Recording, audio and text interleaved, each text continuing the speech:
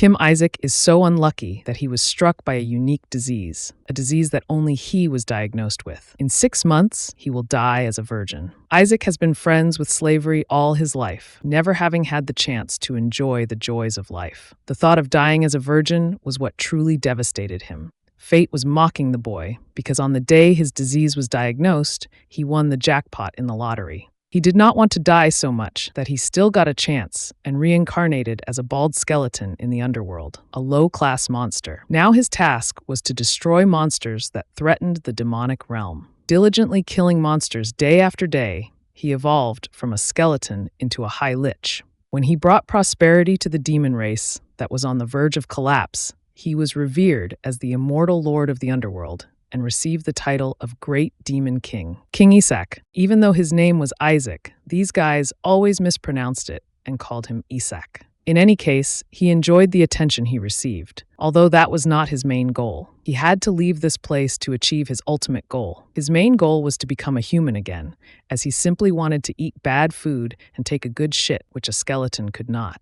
Simple pleasures and hardships that he had been deprived of for a long time. So he visited the divine realm with the severed head of the enemy leader, a clear sign that he had accomplished the task assigned to him. He destroyed all the enemy clans that threatened the power of the gods in this world. As promised, he now expected the gods to fulfill their end of the deal as well. As written in the contract, turn him back into a human. The gods were absolutely stunned. This bald skull had literally completed a task in just a few years that should have taken at least 500. The gods had never intended to turn him into a human in the first place. In fact, they didn't even know how. They had simply given him an impossible task to keep him as their slave for the rest of his existence. But our skeleton friend wasn't going to let it slide. He made it clear that he would not tolerate any further delays and demanded that they fulfill their end of the deal. One of the gods, with a wicked smile, wanted to ask for one last favor, just one more task for Isaac to complete. He may be a skeleton, but he's not an idiot with an empty skull. Realizing their plan, he flew into a rage, ready to confront them if they refused to listen. He began to emanate immense power, a power so terrifying that even the gods became drenched in sweat. Panicked, the scammer gods combined their powers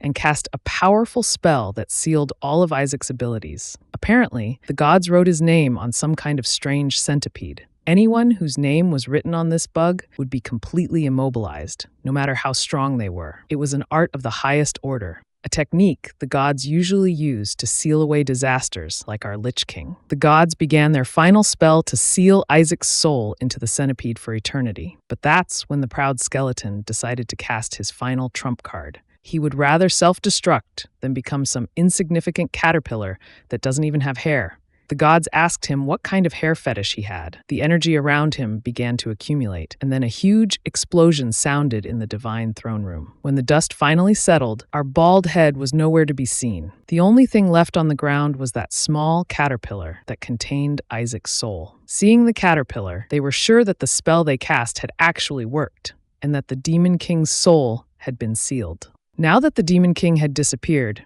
they were confident that there would be no obstacles in their way, and they would regain their strength even more. However, one of the higher gods warns the others not to let their guard down. They cannot afford to relax. Who knows when another disaster like this vile skeleton will appear? Therefore, they must devise a plan to create the perfect vessel for a saint in the human world and completely destroy the demons. All that is required is to find a suitable soul to place it in the body of a saint. As for the impudent skeleton fetishist, the gods are convinced that they have imprisoned him in this pathetic creature for eternity and are eagerly awaiting the opportunity to subject him to endless torment.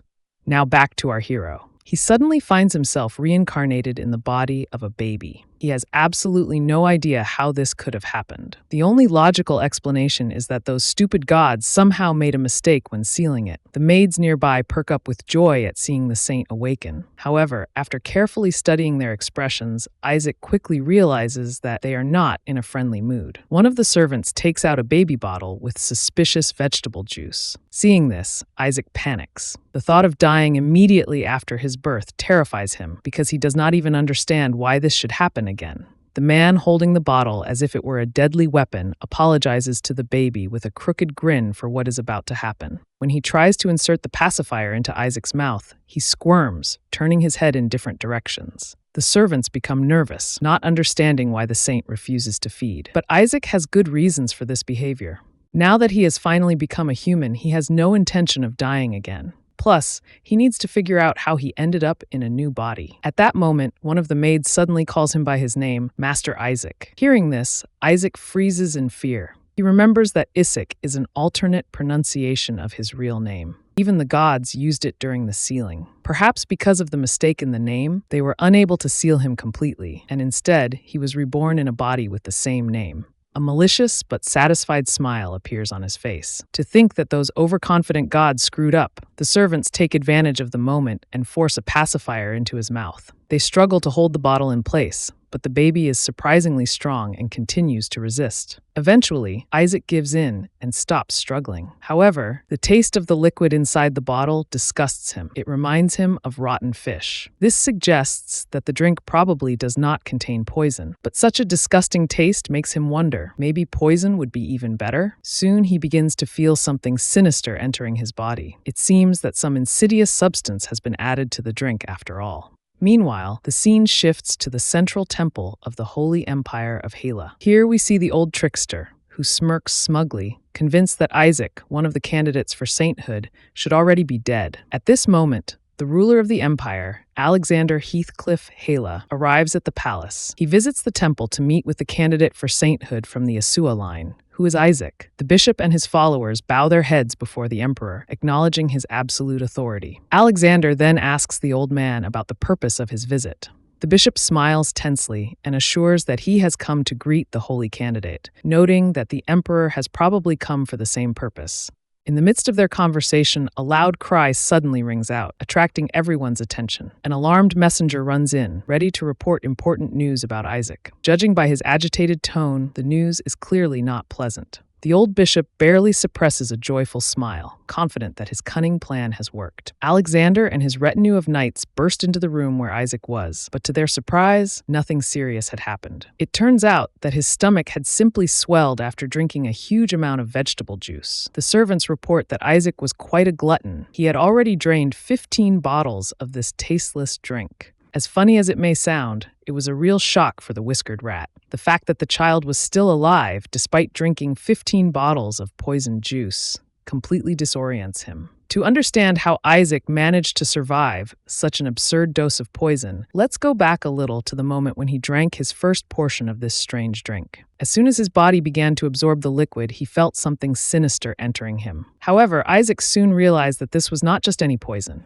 It was Holy Lip, designed to destroy the holy energy of the church's representatives. It does not act instantly, but if it accumulates too much, it becomes deadly. However, this poison is based on demonic mana, and for the former Demon King, it is more like Red Bull. Basically, it is like a drug that he could consume endlessly, experiencing only pleasure from it. As soon as he finished the first bottle, Issak immediately threw a tantrum, demanding more. The servants could not disobey. After all, their goal was to make sure that he consumed enough poison. They willingly continued to feed him. Issak did not object. On the contrary, he happily absorbed all this demonic energy. This poison allowed him to establish a connection with the world beyond the conscious, known as the unconscious sphere. It was there, in the deepest depths, that he decided to create his mana core. As he began the process, he saw a fireball erupt in his hands. He then began to absorb the mana from the poison, building it into his core. He needed a full-fledged magic core to use spells in the future, so he decided to prepare in advance. However, the experiment did not go as he expected. Suddenly, the mana exploded. When the smoke cleared, something unusual appeared in front of him. The mana core should have been one of the 3 basic colors,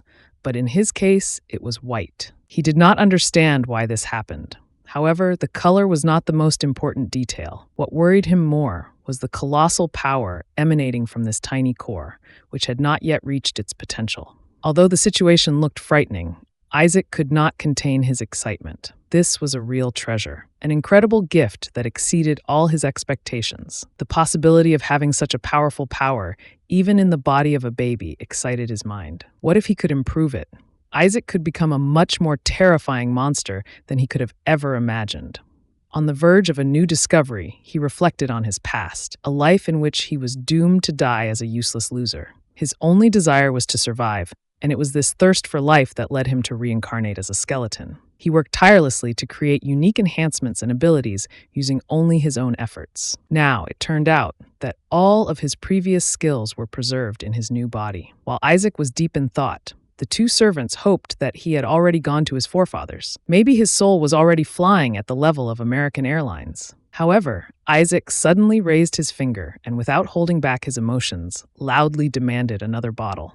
In the present, Alexander and his knights sighed with relief. The situation was not as critical as they had assumed. Then his attention was drawn to the bishop, who was watching him with an expression of pure hatred. This puzzled Isaac. Why was this old man looking at him like that? Perhaps he had simply eaten too much, arousing suspicion. Putting aside unnecessary thoughts, Isaac decided to act like a normal child. He didn't want to attract unnecessary attention or show suspicious behavior, so he continued to play the role of a helpless baby. Meanwhile, the old man was seething with anger, barely containing his rage.